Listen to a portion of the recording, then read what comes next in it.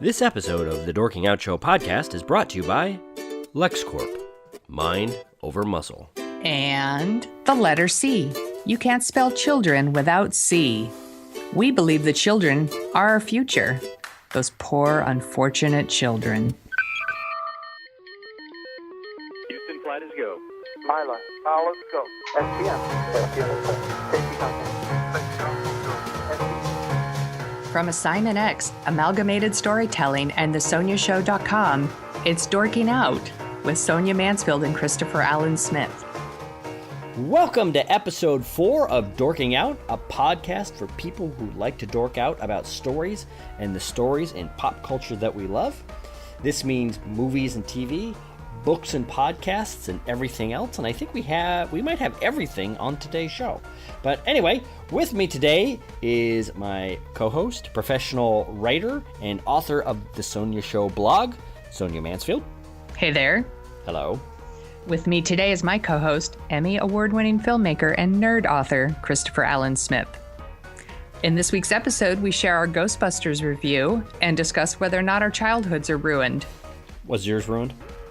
I'm saving that for topic 1. All right, fine. After that, we will be talking about the best Star Trek book ever written. I will do my best to explain without sounding like I am just gushing all over this fantastic new book, even though I'm going to gush quite a bit. And Pokemon Go, modern cyber zombie virus, or simple fun game old people are losing their minds about. All that and our favorite headlines of the week, where we talk about the Emmys and the late, great director of Die Hard. No, he's not dead, but after you hear what he's had to say about Mad Max Fury Road, the modern classic, you'll wish John McTiernan was dead.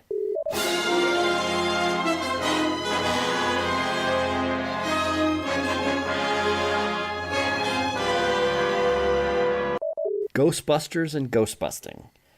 We've watched the internet for months as it has tied itself in knots over the coming out, semi-pun intended, of Ghostbusters 2016. We've all freaked out, or not, about the trailers. We've discussed this movie, it seems like, ad nauseum before it even came out.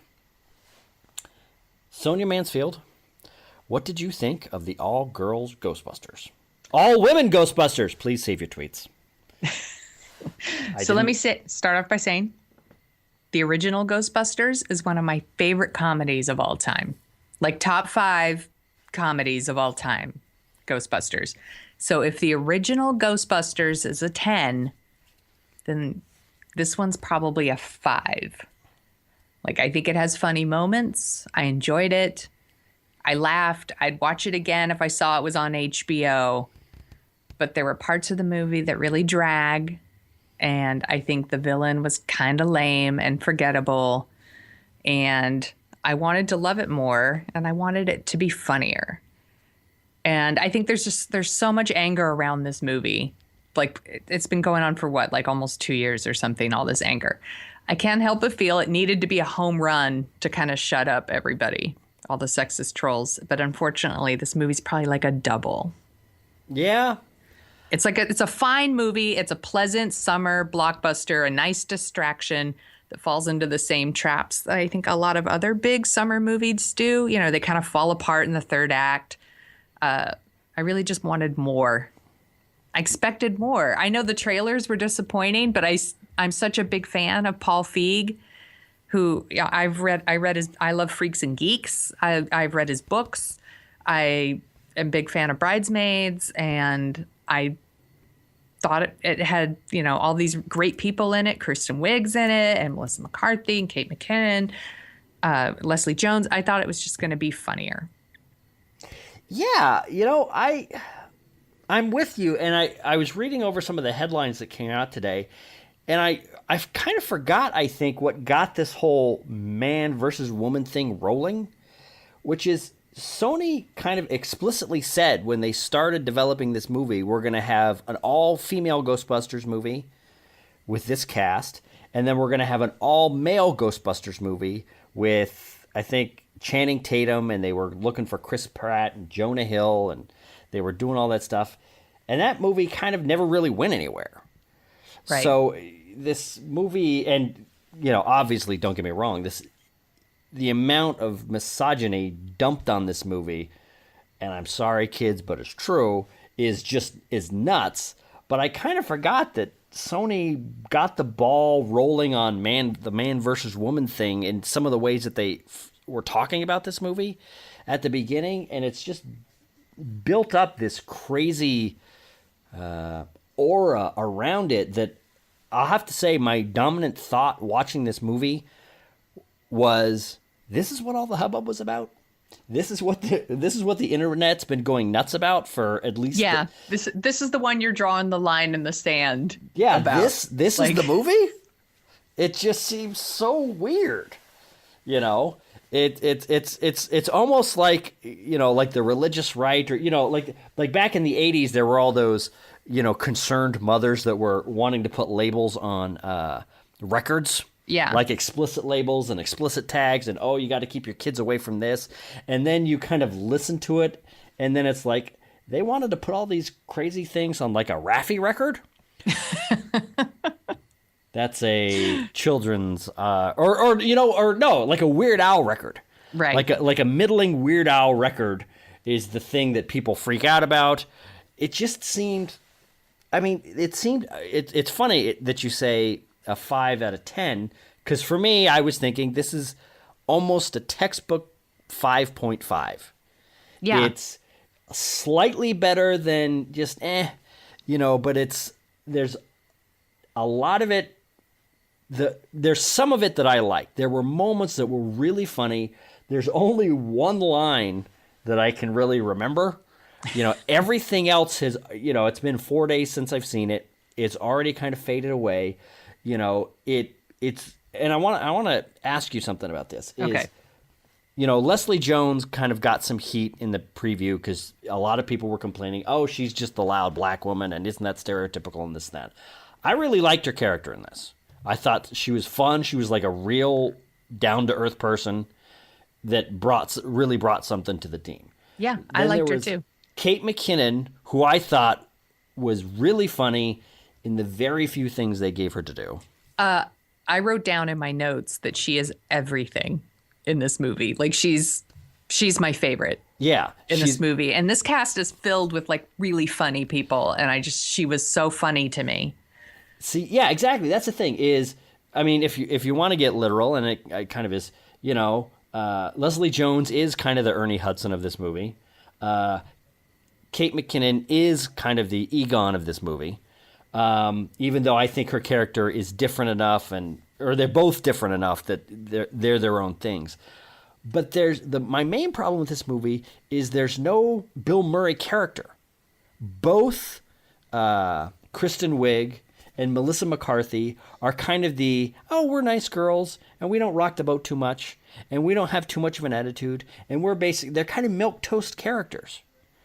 Right. There was no Peter Venkman, Bill Murray tearing things up or being sardonic, or there wasn't anything about their characters that kind of focused the movie in any way. That I thought was like a real detriment. They were playing essentially similar versions of the same character. Yeah, their friendship is kind of the basis for the movie, but they didn't have a ton of character to work with. Yeah, there wasn't other whole than lot of we conflict. were told they were really good friends. Yeah, exactly. That's it. That's the thing is we're told they're really good friends, and the first scene that we see them together in, they seem to be like friends on the outs. But then I think even within that scene, they kind of patch things up. Yeah. And then they're friends the rest of the time. There's no strife. There's no fun friend ball busting back and forth. There's no, And I think the other thing that is going against this movie a little bit is I was kind of watching a little bit of the original Ghostbusters this week. There's no Rick Moranis. There was all these kind of ancillary characters in the original Ghostbusters that were really funny and had really shining standout moments that this movie didn't really have. So there's when there's no central kind of Bugs Bunny type character, with Bill Murray. Right. And then there's no ancillary really nuts characters except for Kate McKinnon's. It seemed like there was a lot of potential that they were leaving on the table. But then it was also very well made. The special effects were really good. They really were kind of serious about wanting to make it truly creepy at the same time. It was kind of funny. Right. So it just kind of lands in this middle zone of, it was good, but it was not, there was no moments that were great. I thought, there were moments where you could tell they were trying to ramp the audience up with some of the, fighting and everything. Some of the shots where they were supposed to be real rah audience on their feet type moments that I don't really think they earned with the story. But, I'll admit, I the first 5 minutes I was laughing. Yeah, that's the thing. I thought the movie was funny. It had funny parts. It just wasn't as funny as I wanted it to be. Right. There's some other things I really liked. It's pretty rare to see a movie that stars all women that's not about their relationship with a man. Right. Or a romance. So It was kind of nice to see a movie where there is no romantic subplot. Right. It's really just about them. I like that. I thought Kristen Wiig's reactions to Chris Hemsworth were really funny. Right. Yeah. And I thought Chris Hemsworth was surprisingly funny. I did. I liked him. I didn't,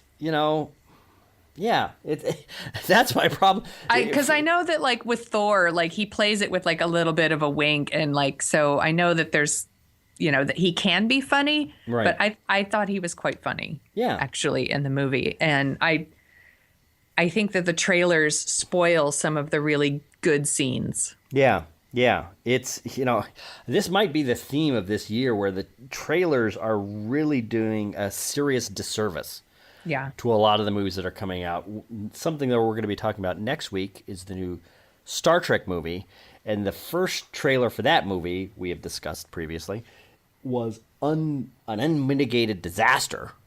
But it's looking like Star Trek's a really good movie. Right. At least if you trust the Rotten Tomatoes Yeah, it's at scores like this 91%. Right exactly. now. So that movie, that trailer made me think, you know what? Maybe I don't want to see the Star Trek movie. So, and then with the Ghostbusters trailer, that I think there's stuff they could have put in the trailer that was not in the trailer, that was in the movie, that would have made it a lot better. And I just all the possession stuff should have not been in the trailer. Exactly. That would have been a really funny surprise. Yeah. And it's because that is one of the first new things that they show, first things that made it different from the original, because this is an almost moment for moment remake of the first one. And that's the other thing. Like the things they brought in from the original, they just didn't need to do it. Yeah. I felt like it brought the whole movie to a halt. Yeah, exactly. And it, bummed me out, like, to see Bill Murray and I guess, with his cameo that was just completely unfunny. Yeah. So unfunny, like awkwardly unfunny. Okay, let me ask you this. So, it's kind of an open secret, and this is a spoiler if anybody of you wants to go see it. Skip this next couple seconds. There's cameos of all the major characters in this movie that are still alive. All the major characters. But they're not playing their characters. But they're not playing their characters. Yeah. Why did they have some of these cameos? Like the Dan Aykroyd, especially the Dan Aykroyd and the Bill Murray cameos. Like, I was almost expecting Bill Murray to be the villain. Right. There's the EPA guy in the original movie. He's Walter Peck. Exactly. I was almost thinking he was going to be the Walter Peck of this movie, which would be fun to watch. It would be. But then he's not in it all that much. So they didn't do that. And then actually that is it. There was Shoot, now that we're talking about this, because that's the thing is... Can you even name the villain in this movie? Well, that's one thing I want to ask you. Okay, so now we're going to get into real spoiler territory. It seems like half of this movie was almost a response to the vitriol this movie has gotten. I think a couple times they get online and they're looking at YouTube videos of their antics. Yeah. And they're reading the comments that read a lot like the comments of people for the Ghostbusters movie, you know, all the guys that are haters. And then the villain is almost kind of like a lives in the basement, holier than thou, really snotty fanboy. Yeah. Which I thought was funny. I thought it was, but then I'm thinking, how much of this movie did they like rewrite as they shot it? Because it's almost like they're commenting on stuff that happened just a month or two ago in regards to how this movie is being received. But he's just such a nothing villain. Yeah. You know, At no point does he seem particularly threatening. I don't remember his name. Yeah. I don't remember the actor who plays it. Like, I don't remember any of it. I kind of liked him, but you're right. He was very slight. And that's the other thing is there's no villain in the original Ghostbusters. So they didn't even kind of need it. It was just the ghosts were the villain. You know, Zool was the villain. Right. Well, you had Walter Peck. Well, exactly. That's true. Okay, so I stand somewhat corrected. But yeah, you know, they had the scene with the. That's the thing is a lot of this movie was a redo of the first movie, but it wasn't close enough so we could really grab onto it. But none of the scenes were far enough away from the original movie to see like, oh, they're starting their own thing. They're going their own direction. They're using the 1984 movie as a jumping off point to do something else. So it was in this weird, doesn't want to be a remake, but kind of does want to be a remake at the same time that I thought was really confining and not fun. When it was over, I started thinking about how The Force Awakens did this, but did it better. Yes. In kind of reintroducing us back into the Star Wars world, but still giving us some new so that we're like, it's different. And then, you know, and then preparing us for what's next. And I think that's kind of what they wanted to do here. Yeah. But they didn't do it very well. Yeah. Like it's like I said, I think it's a perfectly fine movie. Like when I see it's on HBO, I'm totally going to watch it. And I did laugh when I watched it, but it wasn't original enough, I guess. And for me, this is actually kind of my least favorite kind of movie to review, which is I didn't hate it. I didn't really love it. Right. I kind of liked it. And it was just kind of, I'm sure 2 months from now, it will completely have evaporated. Yeah. You know, which is funny because Sony was out today and over the weekend saying, oh no, we're definitely going to be making more Ghostbusters movie. We're definitely going to keep going. All systems go. We're still going forward with all the different Ghostbusters properties that we've announced. I hope they do. Maybe. I hope they do. I would like to see one more. Maybe. I really would. I would like to see them doing something if they're unshackled. Yeah. So we'll see. But that's the thing with Sony is they've been down this road with the Amazing Spider-Man movies. Where they announced all this stuff, we're going to do this, we're going to have these 5 movies, and we're going to have the spinoff, and we're going to have this and that, and the second movie comes out, and it just all bleeds out. I have a sad suspicion that 2 or 3 months from now, Sony's going to quietly announce that they're not making any more Ghostbusters movies. I hope that's not true. I think they've got a really great cast. Yeah. And I think Paul Feig is a great director, and they just need a better script. So, Sonia, you were saying that your nieces saw this? Yes, both my nieces saw it. They're 14, and they really liked it a lot more than their father. And I think I'm wondering if this movie is going to play better with younger people who maybe don't have the emotional attachment to the original Ghostbusters. Yeah. You know, that's interesting. Is because one of the things I was thinking about last week is I do have an emotional attachment to the original Ghostbusters, but it's not a sacred cow type attachment like a Lawrence of Arabia or Raiders of the Lost Ark or a Well, actually, Raiders of the Lost Ark isn't even. It's not like a Lawrence of Arabia or a Casablanca, where or a Godfather, where it's an important movie that tells a very rich and engaging story, plus has a lot of levels of meaning. It's not a quote unquote important movie. It's just a fun ride. Right. It's like where they tried a million different things in the original Ghostbusters, and they all happened to hit successfully. So it is like this, comic, Mount Everest. However, if you're going to hit at that, you gotta, I don't know, you gotta be more successful than this one. Yeah. Yeah. I feel like it's almost not fair to compare it to the original because the original is so great. Yeah. But I feel like I went in with managed expectations and was very open to seeing this, even though Ghostbusters is one of my favorites. Yeah. And I still thought it was funny, but not as funny as I wanted it to be. Yeah. And I think your analogy to The Force Awakens is good. Is if you're going to play in this sandbox, you have to have your game up to a certain level in order for us to feel happy about it, or enthused about it, I should say. And I don't think they hit that level. I don't think it wrecks the original. I don't think it besmirches the original. I hate that when people, the whole argument of it somehow ruins the first movie for you. It does not. I do hear you, and I think we have had this discussion before where my experience with the Alien movies is those last sequels really kind of messed up my enjoyment for the first two a little bit. But I don't think that situation's going on here at all. I think this, unfortunately, I think this is a RoboCop Total Recall type situation where this movie will leave not that much of an imprint. And, I think people will forget it in 6 months and the original will kind of bubble up back to the top. But we'll see. I could be wrong. Well, I look forward to Ghostbusters 2, and hopefully it's better than Ghostbusters 2.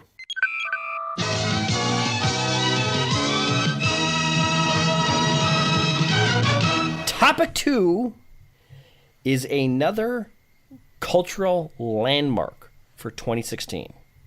A couple weeks ago, we were talking about O.J. Simpson, Made in America, this unbelievably fantastic documentary by Ezra Edelman that was on 30 for 30, ESPN's 30 for 30 show.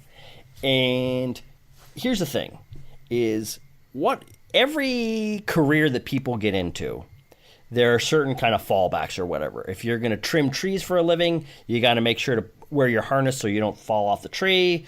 If you're going to be a coal miner, you got to make sure, that you don't get caught in a cave-in and learn how to get out of that. If you're a critic, chances are at some point you're going to misuse the word masterpiece.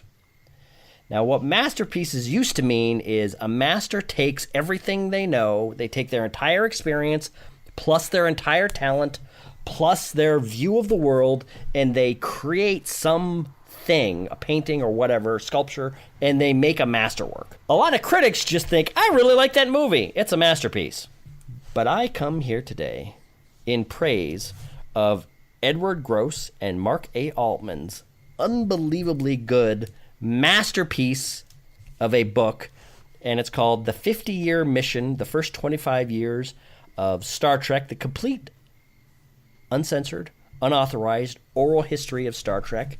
So all of that discussion of what a real masterpiece is preamble to say what Edward Gross and Mark A. Altman have done with this book is create a literal masterpiece.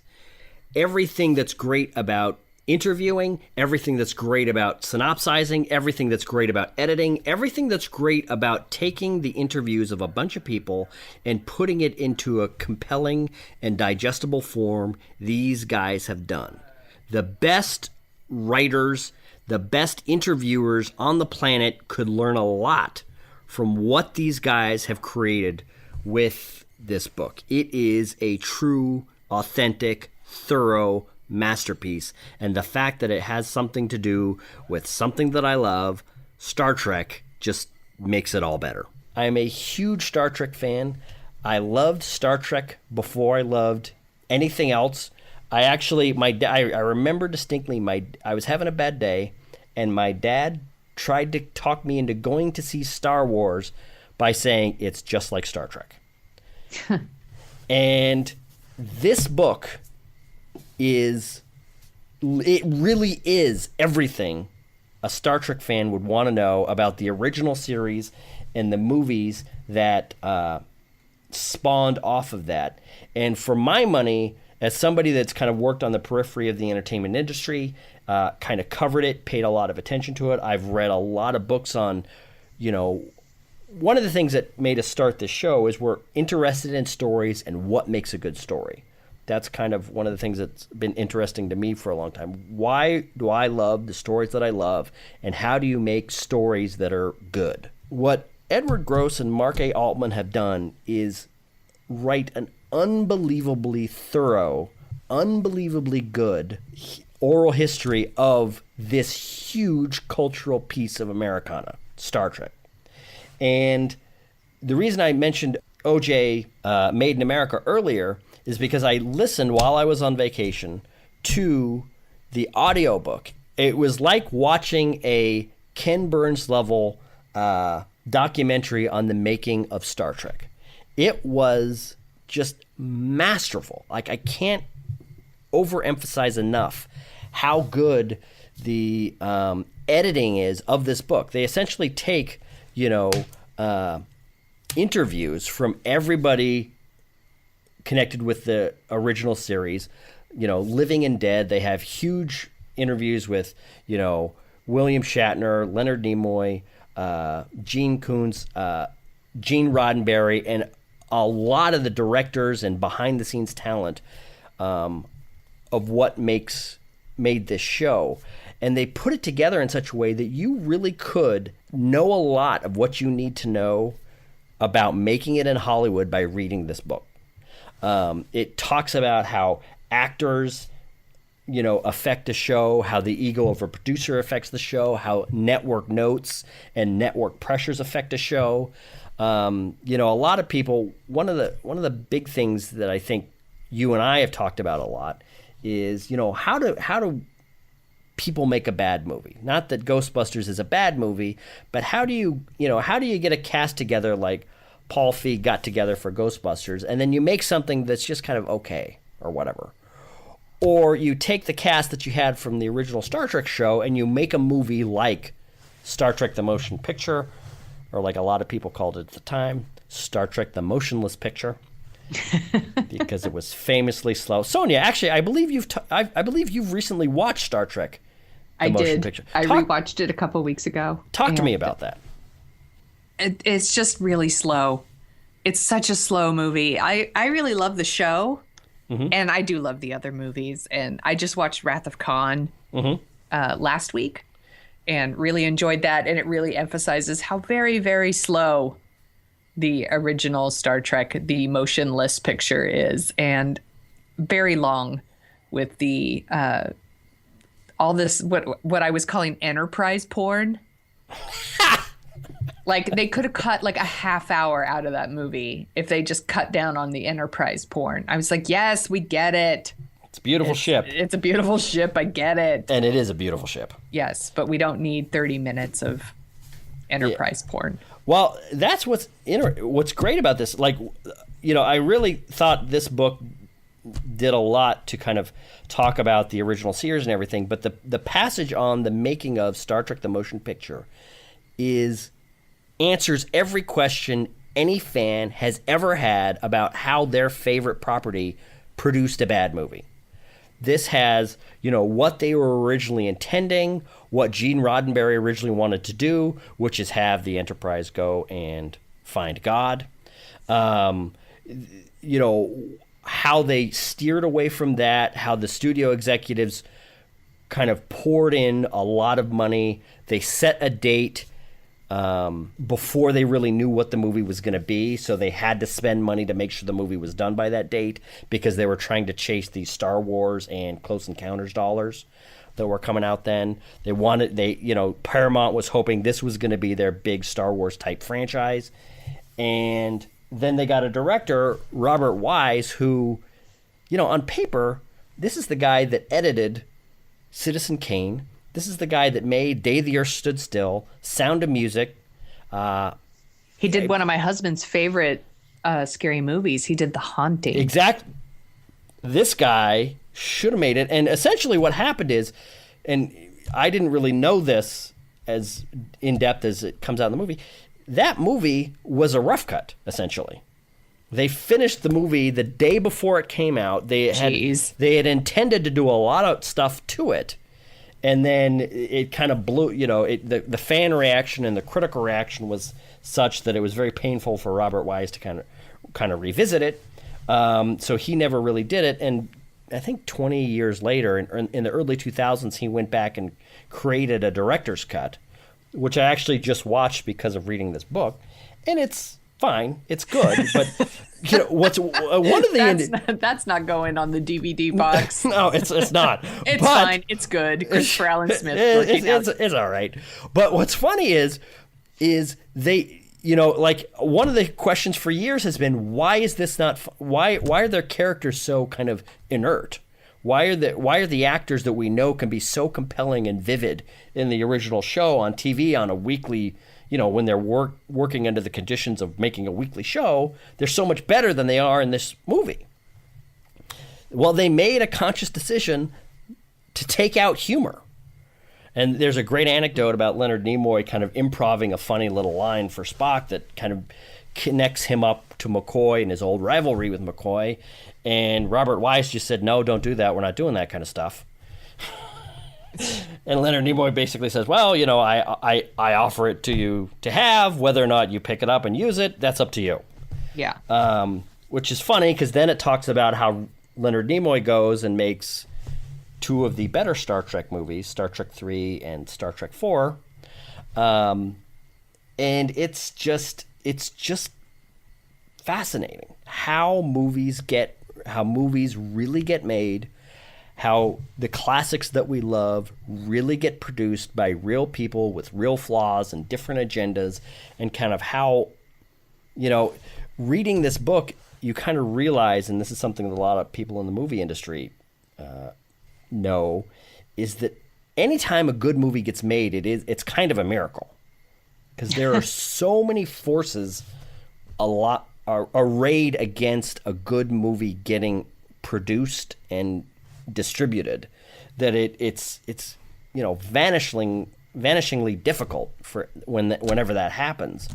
So to see how it's really done is just fantastic, and I just can't say enough good things about what Ed Gross and Mark Altman Smith, did. get a room with this. I book. will. I've actually I'm gonna be writing a blog post about this at some point. I've already written an Amazon review and an Audible review. I've listened to it and I bought the hardcover. There it is. You are a fanboy. It's a fantastic book. Well, that's the thing is, have you read Live from New York about the oral history of Saturday Night Live? Yes. This is like that, but I love Star Trek more, so I'm more interested in this. Right. B, I think it's better. I think this is really better. This teaches you about filmmaking and television producing better than any book I've read.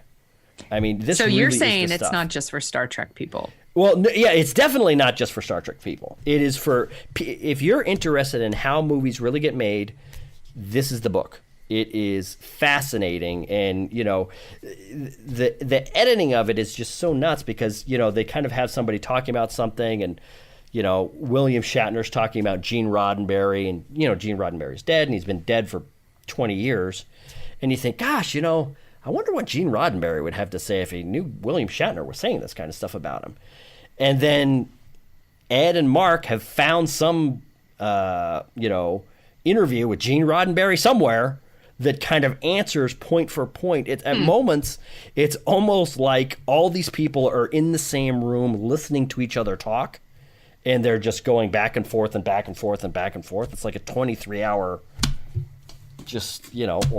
oral history of Star Trek. It's effing fascinating. It is a fantastic book. But here's the best part, Sonia. Joke if you will. And I will. On August 30th, they're coming out with the second edition, or the second half. This like the greatest Star Trek cliffhanger of all time, the best of both worlds. The end of this book ends with a to be continued, and the next book in the series is coming out in about a month, and it's the last 25 years of the Star Trek 50-year mission. Everything from the Next Generation to the J.J. Abrams. So there's another complete book coming out talking about the rest of Star Trek and everything else. So set your phasers to Amazon, he said, self-consciously.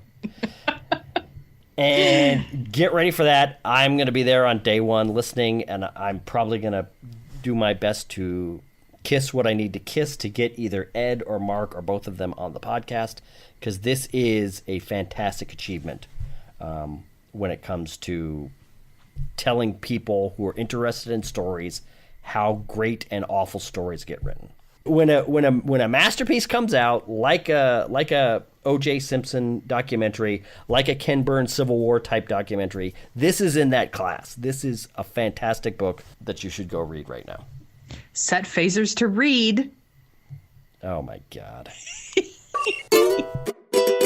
Want more dorking out with Chris and Sonia? Well, there are a few simple things you can do. Share this program with a friend. We're assuming you have friends. It's easy. Just go to dorkingoutshow.com and you'll find our podcast links, our SoundCloud account, our YouTube links, our Facebook links, our Twitter links, our Tumblr links, and all our other links. And links. Grab one of those links and get to sharing. The more people listen, the more we make. Make all your friends envious with the cool podcasting choices you've made as a modern trendsetter. Our audience research shows the Dorking Out Show podcast audience is the smartest, most attractive, least prone to baseless flattery in the entire podcasting world. So get those links and get to sharing. Now, on with the show. Topic 3 today is this bizarre 28 days later Pokemon Go zombie universe I stepped back into after finishing vacation. Sonia and I, she has recently gone to a nice wedding upstate. I have gone out into the wilderness. I had a nice couple-day vacation. When I went out, all was right with the world. When I came back, there were clumps of people on the street holding up their cell phones all over the place. There were advisories from my hometown police department talking about not walking out into the street while playing Pokemon Go. Pokemon Go seems to have spread through the culture like a zombie virus, and we've got to have answers. What the hell is going on? I'm old. I don't know. Sonia's old. Right, Sonia? No. So with us today is our good friend, the Dorking Out Show's senior youth correspondent, Aaron Rice. And Aaron is going to tell us a little bit about what the hell is going on with Pokemon Go. Aaron? Hi, grown-ups. How are you? Well, first, I want to thank you guys for having me on the dork side. This is very... We figured it would be a nice fit. But we might be wrong. Pokemon Go. What makes it so compelling? Because people seem to... I've heard that Pokemon Go has been downloaded more in a week and a half than Tinder has been downloaded in its entire run. Yes, I know. It's apparently the number one app like ever so far in like 1 week. I don't think I'm the person to talk about the zeitgeist here. I don't know. I can tell you a little bit about playing Pokemon Go. I got two kids. That's what I want to know. How old are your kids? And my kid. Okay, I got an 8-year-old daughter and I got a 10-year-old son. And I made this huge mistake last week. Okay, because they were driving me nuts. And I was like, I know what I could do. Like, I'll distract them with this Pokemon Go thing. So we got the app, and we went out into the world. Now, this was completely bizarre. I did not expect this. So we went to the town square, and started looking for Pokemon. We'll get into that. But the thing that was totally bizarre was the town square was just packed full of people playing Pokemon Go. It was so funny. Most of the people there, and this is like on a Tuesday afternoon in the middle of the day, just people wandering around, staring at their phones. Every once in a while, they'd look up and give you that look like, Pokemon Go? Huh?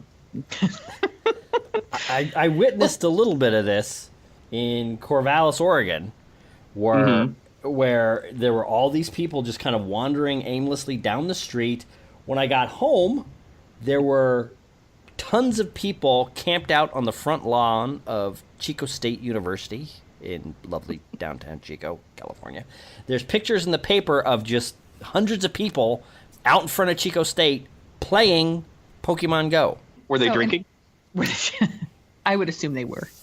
It is Chico State. It's a safe assumption. Okay. Now, I should say in San Francisco, everyone's always looking at their phones all the time. So I wouldn't know if they were playing Pokemon Go or not. Now, what, I mean, we're kind of joking back and forth and everything. Oh, what were you going to say, Aaron? No, I was just going to say, I know exactly what you're talking about. You go anywhere and people are down looking at their phones. I'm trying to put my finger on it. What is so different? I don't know. There's this look on their face. Is it happiness? Is it like, are they enjoying the game? And it's kind of like, hey, we're all here doing this weird thing. I think it's more like a look of shame, kind of like you kind of, they look up, they realize they're playing Pokemon Go, and then they see that look of shame in your face. Look at us, we're here, we're playing Pokemon Go. We're in public, we could be speaking to each other, but I'd rather not do that. I don't know. What is so compelling about it? My brother-in-law was showing it to me a little bit, and he was showing me augmented reality laid out on the world in front of him as he was waving his phone around. And I'll admit, I've never wanted to play any kind of Pokemon game at all. I think I missed that streak in the culture by about 5 years. But I'm sure there's a hell of a lot of people that want to do it. How is it? I don't know if it has anything to do with Pokemon itself. Because I don't think all of these people out there are like big Pokemon fans. So I don't think they're getting into it because it's Pokemon. I think it's I don't know. There's this mix of it being you actually have to leave your house, and it's I think for a lot of people playing these games, that's kind of a new idea, being forced to do that. And then it has that other aspect, what they call augmented reality, where basically what that means is you use the camera on your phone, and when you're looking at the screen, you're actually seeing what the camera's seeing, and then they overlay these these kind of creepy little Pokemon things, and you have to throw Pokeballs at them and capture them, and it's one of those collect 'em all things.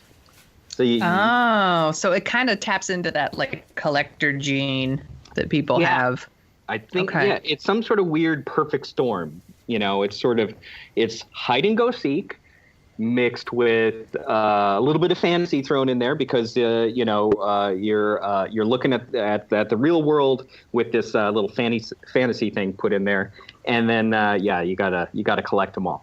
There's some kind of perfect storm there. I don't. How many are there? Well, Sonia, is there more than 5? There are 151. Jeez. And here, I'll let you know what they are here. There's a Rattata, Megacarp, which is some sort of creepy fish thing. There's Diglett. By the way, I'm going to read all 150. No, you're not. I was going to see how long I could let him read before Smith stopped him. I got to put a stop to this right now. I'm sorry, fans. I just got to wheezing. which is Hold on, there's know. only Is that a dwarf? I don't know. 145 left. So is that kind of, I guess I appreciate you saying that, because it sounds like it's half all the things that usually make video games addictive, but it's stripping out the sitting on your butt, sitting in home, not paying attention to the world thing, and so it's almost like stripping out some of the guilt that comes with playing video games, and lays in, hey, you're out about, you're walking a lot, you're getting a lot of exercise. There's a little bit of that, but I'm not sure, because like I said, I was out with my kids. Okay, so it was mostly the kids playing it, but I'm kind of doing it with them, and it's kind of the same kind of walking like when you walk your dog. Where it's like you're not really walking, you're constantly having to stop for the dog to do its business. Right. It's this. You just I wanted to take them, just keep going, but you're actually kind of hunting for them. So you think there might be one nearby. It's and you kind of got to stop, look around this way, go back and forth. It's kind of like when your dog is sick and there's a turd in the house and you just can't find it, and you kind of like, I think it's over here. No. Oh wait, maybe over here. Like little bit like that. That sounds would compelling. Be a fine quote to go on like some sort of advertisement for the game. So you should write a review in iTunes. Trying to find a turd from your sick dog in your house. Aaron Rice. It's there. Aaron, did your kids enjoy the game? They did enjoy the game. They definitely enjoyed the game. Are they addicted? Are they asking for your phone every 5 seconds to play? That is the problem, because they can only the two of them can only use my one phone. And so that's where it leads to unhappiness. So is this how your kids are going to get their own smartphones? Is Pokemon Go a backdoor to getting every kid on Earth their own phone? Oh my God, it is. It's a gateway to more phones. I thought about doing that, but the main reason why is that was the other thing I didn't even get into, is that the location of the Pokemon is a little bit questionable. They seem to be, in the street or random places. I've actually been waiting for someone to come knock on my door and ask to come in because there's a Pidgey inside. I've read stories about that already. Have you? Have you? Yes. Okay. I believe that there were Pokemon or some sort of Pokemon stop in the Holocaust Museum in Washington, D.C. Well, I'm also seeing tweets from people who are saying like their neighbor, like a neighborhood kid came to their house and knocked on the door. So, but there is an aspect of walking to it. So, but here's the stuff I really love about this game is all the stuff that people are coming up with is that yes, there is an aspect of actually getting out and getting some exercise with this, and they definitely put something in there. There's one of the things you can get is you can collect eggs. Okay, eggs that you have to incubate. And the way to incubate your eggs, the eggs give you some sort of like special, the stardust and things that you use in the game, or maybe other Pokemon. But you have to incubate these eggs. And the only way to incubate them is to actually walk. And different eggs will have different amounts of distance that you actually have to traverse. Like an egg will be like 2 kilometers or like 5 kilometers. And by the way, I don't know why it's metric because it doesn't make any sense. Anyway, it makes sense to most of the rest of the world. So there's that aspect in there where they did obviously try to make it so that you have to get some exercise and walk. But I've already seen and the other thing they did is they really made sure that you can't cheat, or at least as they thought, because you have it only tracks you at a walking speed. So if you were to get into your car and drive 2 kilometers, can someone figure out what that is in miles?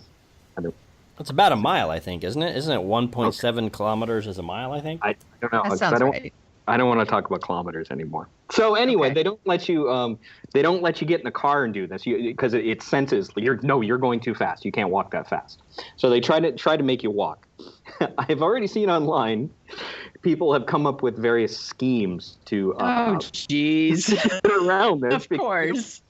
So I was Walking's for suckers. watching one today. Somebody had a little tutorial about how you can take, a fan, take it apart, and you use a rubber band to attach your phone to the fan, and you turn it on, and it just spins it for a while, and there you get your egg incubated. That is ridiculous.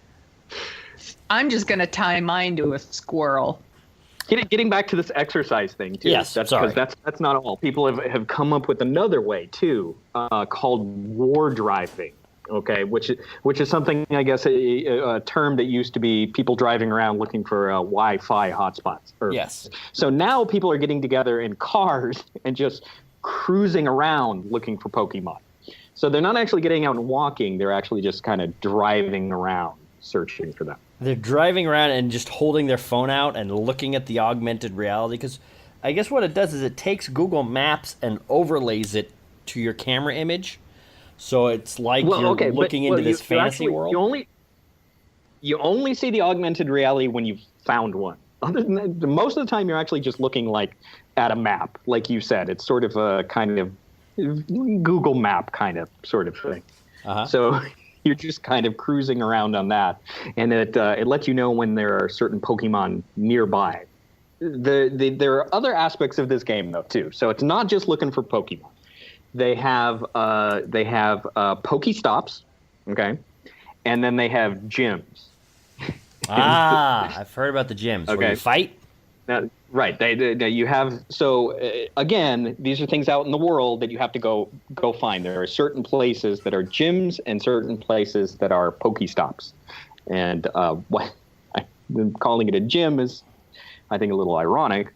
What the Pokestop is, that's usually like, I guess there'll be like various monuments and things around town, or, I don't know. You go there, and when you're at that site, you're able to collect, say, more Pokeballs, because you use up your Pokeballs throwing them at the Pokemon, trying to capture them.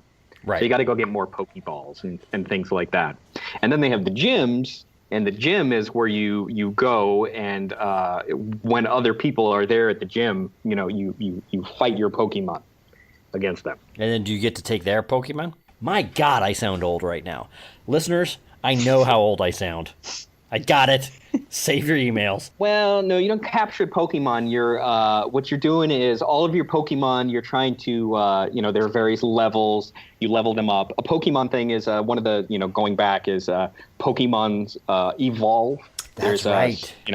Every Pokemon has something that they evolve into. So you need to kind of build up, these experience points sort of things to evolve your Pokemon and get them ready to fight before you go and fight. And then when you fight and beat someone, you get to be happy. Wait, so that's it.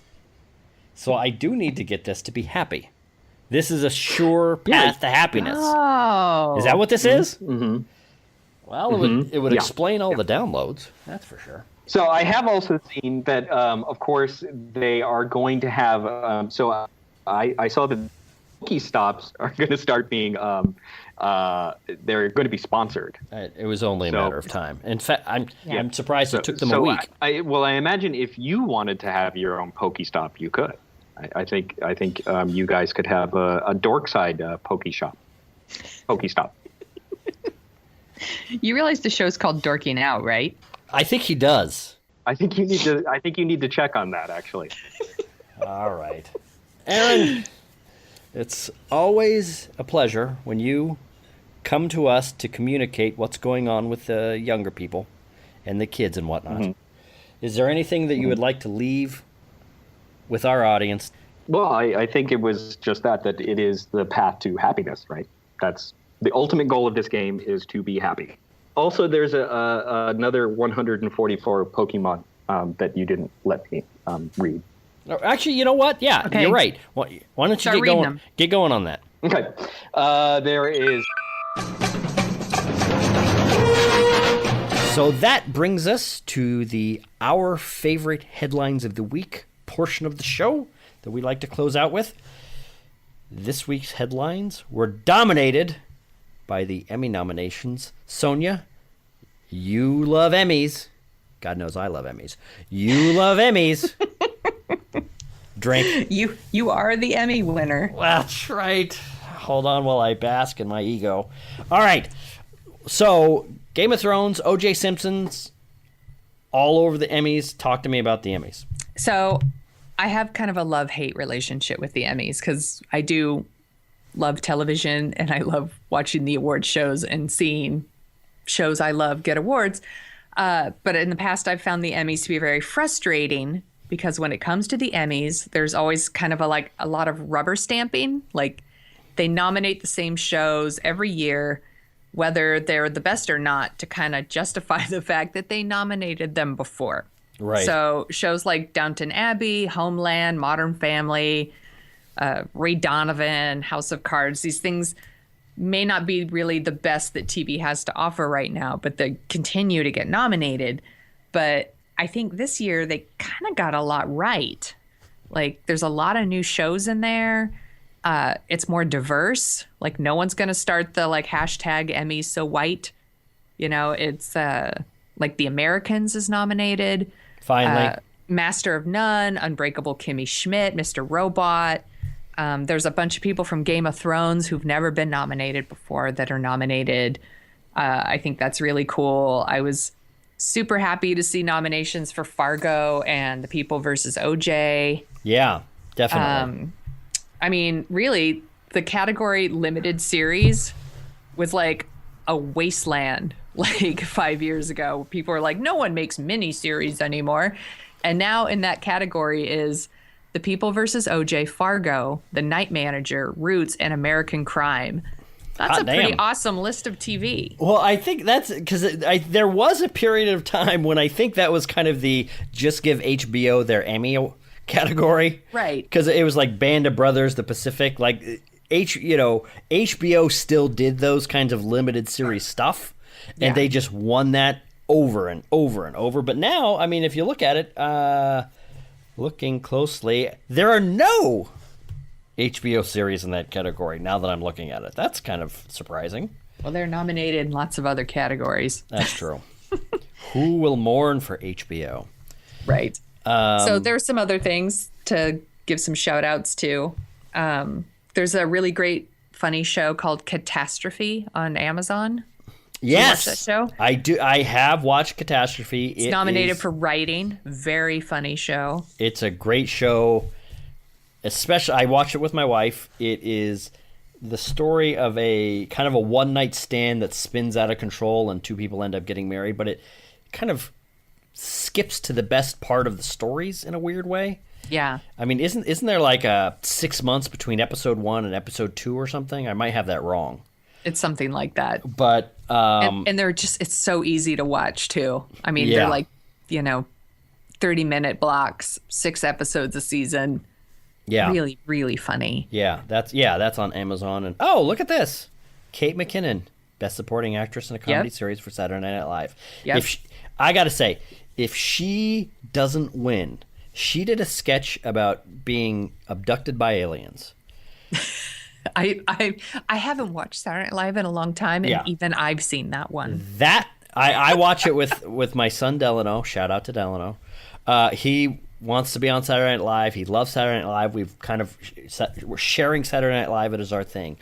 But that episode or that skit was like, I am seeing another cowbell skit right now. This is William Shatner telling off the nerd convention. This is that level. That was one of the big skits of the 80s. Cowbell was one of the big skits of the 90s. This one right here is so funny, and it all revolves around her performance. It's just, if she doesn't win in this category, then this category is stupid. I will find the footage and put it in the blog post for this so that people can watch it if you haven't seen it, because it's really, really funny. Yeah. I was really excited to see Full Frontal with Samantha Bee was nominated for writing. Good. And Yeah. I thought this was interesting. This is the first year in 16 years that The Daily Show has not been nominated. You know, I gotta admit, maybe I was just, you know what? Near the end of Jon Stewart's run, I was kind of like, all right, it probably is a good time for you to move on. And then I just kind of stepped away. I stepped away from that whole. I think it's Stephen Colbert leaving, I liked him kind of better, and then Jon Stewart leaving. It's just kind of like I almost kind of forgot about Comedy Central. I have not seen one episode of the new Daily Show. I watched some of it, but clearly it didn't do it for me because I didn't keep watching. Yeah. And I hate to say it because I think Stephen Colbert might be the funniest modern male comedian working right now. His new show, The Late Show on CBS, I kind of am not heartbroken that it did not get nominated. Oh. I really like it. There are moments where it's really funny, but there's a lot of awkwardness in that show that breaks my heart, and I think he's going through a little bit of what Conan went through when Conan briefly had The Tonight Show. Oh, which is okay. He's trying to broaden himself out, but there's still a little bit of that weirdness in him, and trying to be not vanilla, but trying to be broader for an audience while fighting your tendencies that are a little bit weirder and more esoteric and a little bit more twisted. Because he was just such an unbelievably quick wit on the Colbert Report. Yeah. It was just amazing to see him do that high wire act for 8 years or whatever it was that he played that character on that show. It's still misfiring in several ways, even though I watch it a lot. So, but I don't watch a lot of late night TV. Yeah. Because I'm old and I go to bed. But I do watch John Oliver's show and I do watch Samantha Bee's. And I think she is just killing it. So I was really excited to see her nominated. I wanted to mention a couple of snubs along with the Daily Show one. Although I don't think the Daily Show one's really a snub because maybe it didn't deserve to be nominated. We talked about this show last week. Show Me a Hero on HBO. Oh, that's right. How is that not? It was not nominated for anything. And it's such a bummer because it was so good. And Oscar Isaacs was so good. And Catherine Keener is such a good miniseries. That was a limited series too. And I can't help but think, like, really, they should have put Oscar Isaacs in there and they could have just booted out Cuba Gooding Jr. from People versus OJ because he wasn't doing anything super great in that role. They should have bumped out Benedict Cumberbatch. Yes, I said it. Yeah. But Sherlock, The Abominable Bride was terrible. Was not good.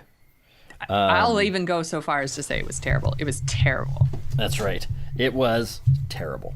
But he could have slid right in there. So that was too bad. And I also would have liked to have seen a nomination for Patrick Wilson for Fargo, who his role wasn't really as showy as some of the other characters on the show, but I really feel like his character was the anchor. Yeah.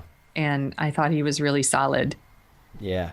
Well, I mean, that's the thing, and that's the thing where it really sucks for actors is not only do you have to be unbelievably good, your role has to be showy.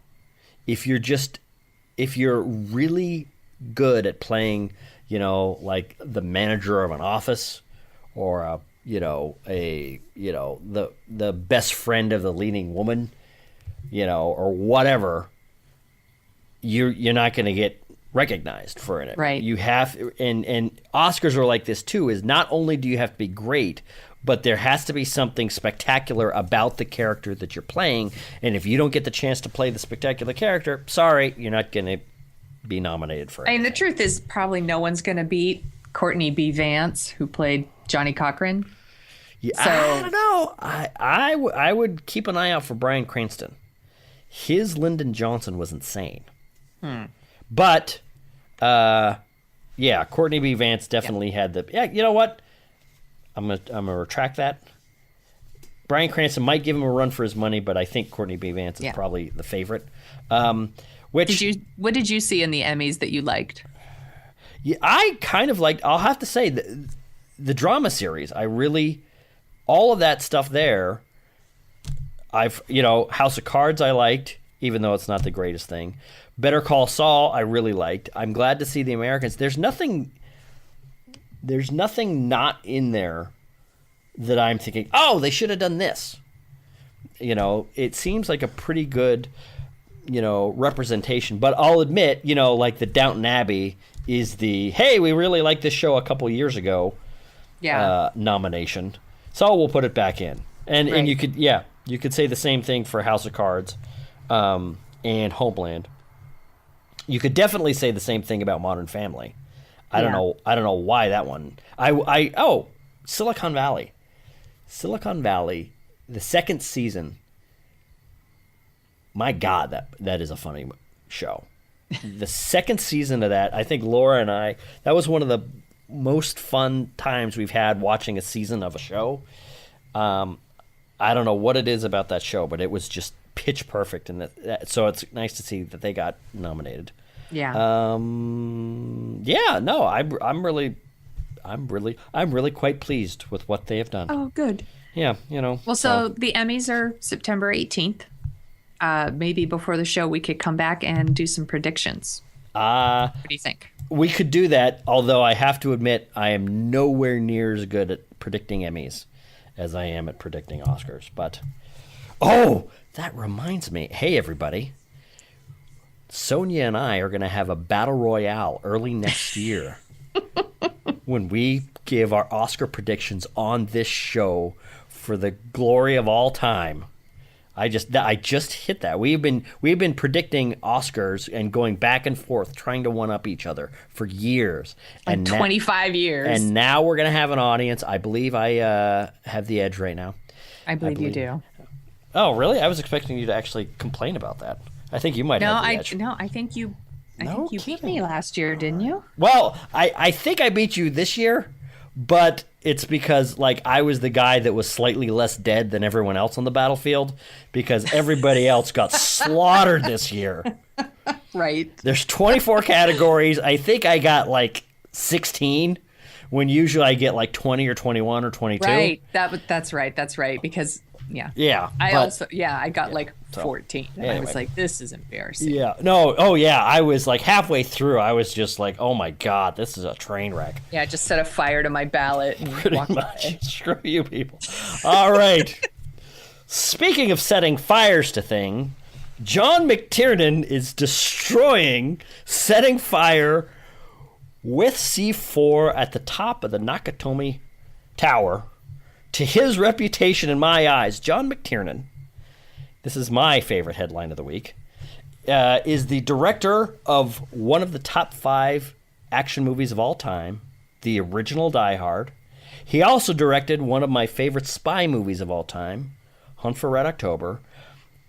But for some reason, something has got in his head, and he is lighting on fire a lot of movies that I think all of us here love. For example, in a recent interview with France's premier magazine that comes to us through various ricochets of the internet, he called Mad Max Fury Road definitely one of the top 5 action movies of all time.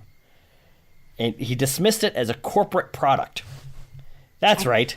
That's ridiculous. Because when you think of corporate sellouts, you think of Mad Max. I can't think of anything less corporate. Yeah. George Miller Chrome and shiny. Yes. Exactly. Corporate, no. George Miller has been suffering. He suffered for 15 years to get this movie made. You don't do that unless you love something. And it is obvious from any standpoint, he loved Mad Max. He loves that movie. Where John McTiernan gets off taking shots at Mad Max, I just do not understand. He's jealous. Not only, you know what it is? What's the last movie he directed? I think it might have been Rollerball. See the thing about I could be wrong about that. Internet, I'm sure you will correct me. But the thing about John McTiernan is I think he got caught up in that bad detective brouhaha a couple years ago. And correct me if I'm wrong, but I believe John McTiernan served a stretch in prison for perjury. What? Yes. Really? You know what? Hold on. We are going to use the magic of the internet to pause while I research what I'm talking about. Oh, he also directed Predator. Exactly. He directed Predator. That was it. Predator, Die Hard, and then Hunt for Red October. The man... And he was incarcerated in federal prison. That's right. April 2013 to February 2014. See, I know that if I wait long enough, Sonia will do my research for me. Yes. So, yeah. So... He's jealous. He's jealous. He's angry. He's something. Maybe he's lost a step. Not only... Maybe it's the fact that he was in France. Because not only did he take shots at our favorite Australian director of all time, George Miller, he also believes that Captain America is just a fascist symbol. The cult, as he's put it, the cult of American hypermasculinity is one of the worst things that has happened to the world during the past 50 years. Hundreds of thousands of people have died because of this stupid illusion. Because of that, he doesn't understand how anyone can watch a movie called Captain America.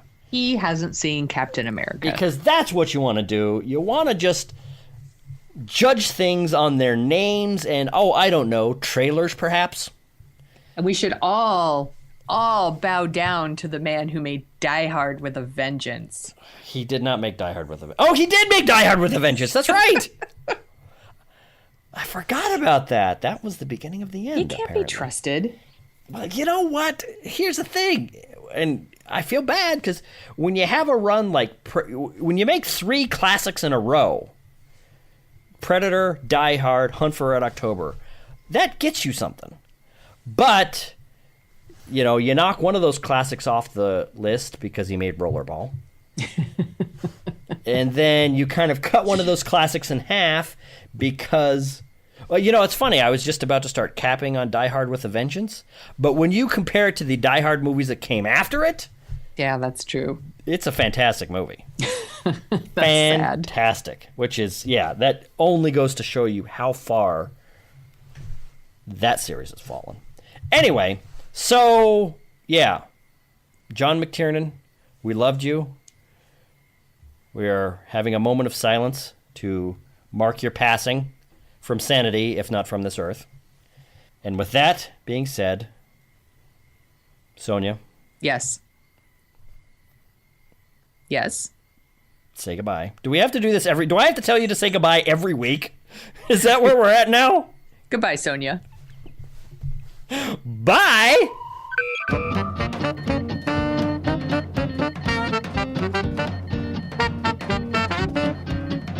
The Dorking Out Show is on Twitter at Dorking Out Show, where you can find Chris at Jet Jurgens and Sonia at The Sonia Show. You can read about Sonia's random adventures at thesoniashow.com and track the slow and creeping progress of Chris's novel and his other hijinks at jetjurgens.com. You can find out more about the Dorking Out Show at dorkingoutshow.com. While you're over there, you can support us by giving us a review on iTunes. We have a handy-dandy iTunes link to whisk you right back to 2007, where you can leave your review and 5-star rating in iTunes. We'd do it for your podcast. Want to dork out even more? Well, you can sign up for our newsletter, where you'll get all the headlines we use as fuel for the show. That's it for this week. Thanks for listening.